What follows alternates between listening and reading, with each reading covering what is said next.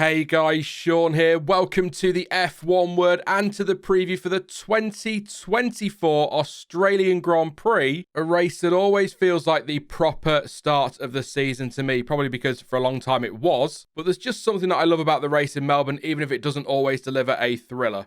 But anyway, 2 weeks ago, F1 was racing in Jeddah, where Max Verstappen took his second win of the season and his 9th in a row, leading home teammate Sergio Perez as Red Bull made it 2 1-2s from 2 races. That's a lot of twos. But now it is on to Australia for the third round of the 2024 season.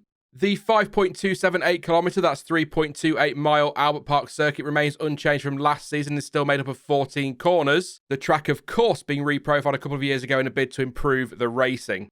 As was the case last season, about half of the circuit will be DRS. It's probably quick to tell you where there isn't a zone, but you know, there will be a whopping 4 DRS zones, with the first between turns 2 and 3, the second through that long run between turns 8 and 9, about halfway down. The third is after the super quick chicane of 9 and 10, and the final zone, as you'd expect, runs down the start-finish straight. Just the 2 detection points though, which is a shame, so the driver doing the overtaking into turn 1, for example, will have a second bite of DRS down to turn 3. On the subject of overtaking, despite the changes made to the track, it will still be tough, but to be fair, maybe not as tough as it used to be. And actually, in recent years, we've seen more moves be made on the run 2 and through turn 9, so hopefully plenty more of that on Sunday. I love that sequence of corners.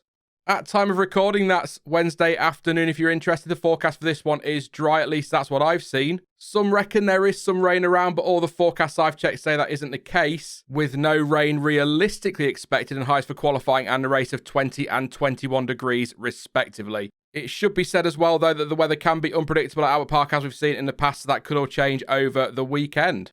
And last season, guess who? Yes, Max Verstappen took the win, finishing less than 2 tenths ahead of Lewis Hamilton and just under 8 tenths ahead of Fernando Alonso, who took the final step on the podium. Just 6.6 seconds covered the field, by the way, which if you didn't see the race, sounds like a phenomenal, close, exciting race until you remember that was because the race finished behind the safety car.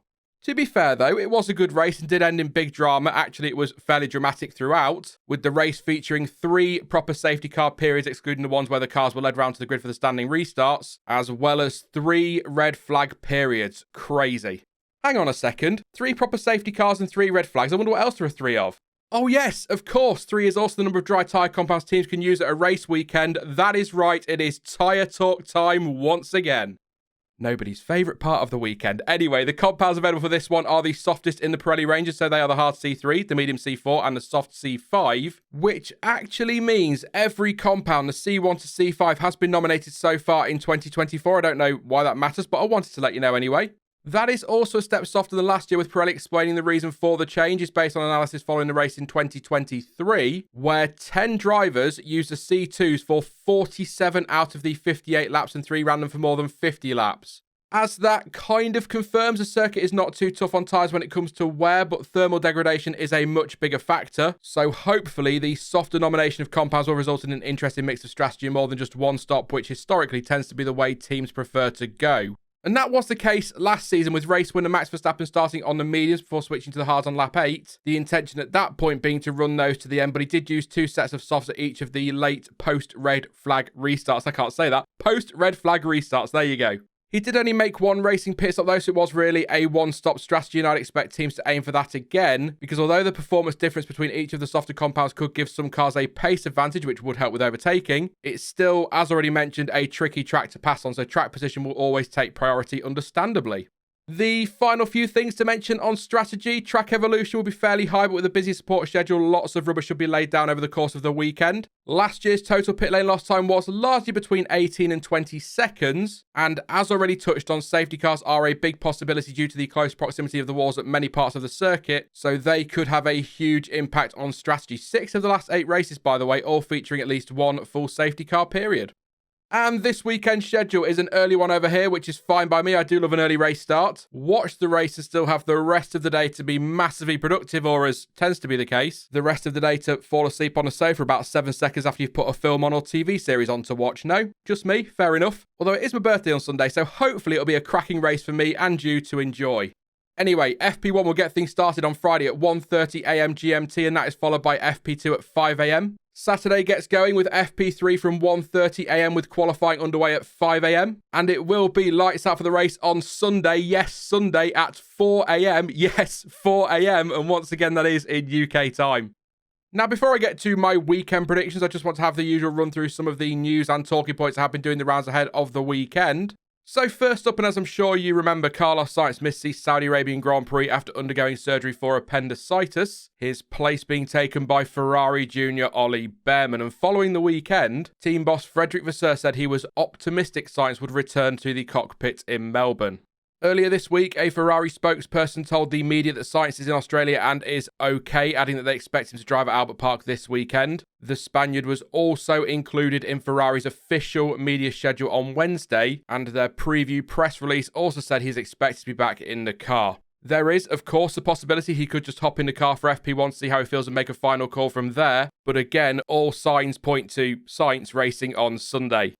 Mercedes is working on experiments for this weekend's Australian Grand Prix in a bid to try and solve the issues with their 2024 car. That's according to the team's trackside engineer Andrew Shovlin. The most notable issues with the W15 have been bouncing, especially when running low fuel, as well as a weakness in high-speed corners, something which was clear to see in Jeddah when Lewis Hamilton was following Lando Norris. You could visually spot the gap growing between the two cars through the high-speed sections of the circuit, very concerning for Mercedes. Shovlin said they were looking at the data from Saudi Arabia and Bahrain, including testing, to come up with a plan for how to approach free practice this weekend, stressing this approach wasn't just down to what happened in Jeddah. Shovlin also confirmed that Hamilton and Russell were running two different setups last time out, but the limitations they had in qualifying and the race were largely the same for both drivers. So lots of running and I suppose really testing for the Silver Arrows during practice in Melbourne. And Formula 1 is reportedly set to keep the current 18-inch wheel rims when the new regulations kick in from 2026, after plans for a potential move to 16 inches was rejected by Pirelli. The idea behind the change, if you're interested, was part of a wider effort to make the cars lighter and a bit more nimble. The decision has not been officially announced as I sit here and record this at least, but it has been agreed the sport will stick with the current rims but with a different tyre size and shape as reported by Autosport. Mario Isola, Pirelli's motorsport director, confirmed to Autosport that decision on the final version of the sizes was in the final stages, but confirmed the manufacturer's preference was to stay on 18-inch rims, adding, quote, "I believe there are valid reasons to stay on 18-inch with smaller tyres but still the same rim. That is what we are discussing, just a bit smaller diameter, a slightly lower profile and slightly narrower tyre." And if you'd like to read the full interview, by the way, there will be a link to the article in the description, as always, down below. Right then, I think it's time to make some predictions, and as always, don't get too worked up about these. They're just a little bit of fun, and don't forget to let me know your picks down in the comment section. And after a strong start in Bahrain for me, things went pretty badly wrong in Jeddah. 1 point for Verstappen's win, half a point for Leclerc on the podium but in the wrong position, and a single point for the correct number of race finishers. Not great, although I was right on my bold prediction of Hulkenberg scoring a point, so that's something, I suppose. This week I'm staying realistic again, and so these probably won't come as a huge surprise. On Sunday, Max Verstappen could equal his own record of 10 consecutive F1 wins, mind-boggling. And I think many will expect that unless we see some drama, he is hot favourite to do that. I don't think that's an overly controversial statement. I would say something about the circuit probably suiting the RB20, but that goes for pretty much every track on the calendar, so it's sort of pointless saying it. But I am going with Verstappen for pole, the win, and the fastest lap on Sunday. I will, though, for the first time this year, predict a Red Bull 1-2 with obviously Sergio Perez in P2. As for the final step on the podium, though, I'm not completely sure. I think Ferrari are a solid second fastest overall, but this is a track that should suit McLaren quite nicely thanks to some of those fast-flowing corners, so I'm a little bit torn on this one. However, I will pick a Ferrari for P3, and let's go with, Charles Leclerc, which actually, if it happens, will be exactly the same top three as in Jeddah, so there you go. McLaren, no, I'll say they will be the third best team on Sunday, and I don't think they'll be a million miles away from a top three finish. And for the record, I would really love to see Piastri up there at his home race. If I could pick one result for a driver, I think it would be that one, Piastri P3, so he could be my one to watch. He's had a very good start to the season and was a really strong P4 last time out. It is worth reiterating this could be a tough weekend for Mercedes due to their lack of performance through the high-speed corners, as already covered. That means I reckon they'll be in more of a fight with Aston Martin than they will be with McLaren, Ferrari and Red Bull. But as those predictions were, well, predictable, I'll do a few bold ones as well just for a little bit more fun. Oh, the joys and the fun. Let's say we get, I don't know what the sarcasm's about today. Let's say we get plenty of drama and the field is closer than it was in the last 2 races, and we go with points finishes for Alex Albon and Yuki Tsunoda, a surprise podium for Fernando Alonso, and perhaps the boldest prediction of all. Brace yourself for this one. Both Alpines make Q2. Yeah, you never know and all that.